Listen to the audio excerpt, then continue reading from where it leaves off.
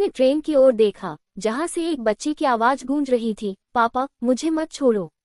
हिम्मत जुटाकर वह ट्रेन के पहले डिब्बे में घुसा। डिब्बे में सिर्फ अंधेरा और सन्नाटा था, लेकिन अचानक कोने में वही बच्ची दिखाई दी। तुम कौन हो? राजीव ने कांपते हुए पूछा। बच्ची ने धीरे से कहा, आप मुझे नहीं पहचानते, लेकिन मैं आपको पहचानती हूँ। आप ही ने मुझे मरने दिया था।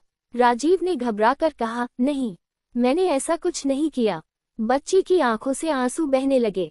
उसने एक हाथ से इशारा किया और ट्रेन का दृश्य अचानक बदलने लगा। अब राजीव खुद को एक सुनसान रेलवे क्रॉसिंग पर खड़ा देख रहा था। सामने एक टूटी फूटी गाड़ी थी, जिसमें एक महिला और एक छोटी बच्ची फंसी हुई थी।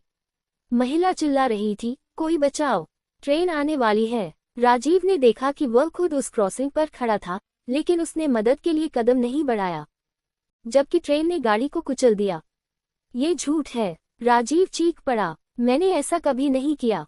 लेकिन बच्ची की आवाज गूंजी, आपने हमें छोड़ दिया था और अब आपसे बदला लेने आए हूँ। राजीव ने डरते हुए पूछा, मैंने अगर कुछ किया भी तो मुझे क्यों याद नहीं है? बच्ची बोली, तुमने सब भुला दिया, लेकिन मैंने नहीं। अब तुम मेरी आत्मा को मुक्ति दो, वरना यह सफर कभी खत्म नहीं होगा।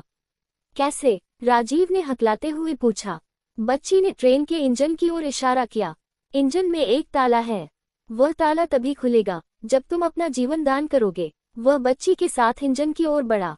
रास्ते में ट्रेन और अधिक भयावह होती जा रही थी। हर डिब्बे में उसे जली हुई लाशें और आत्माएं दिखाई दे रही थीं।